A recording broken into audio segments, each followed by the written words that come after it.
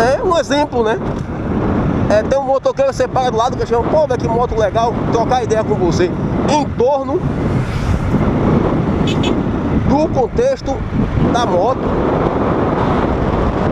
é o que traz o melhor significado de motocracia. Motocracia é isso.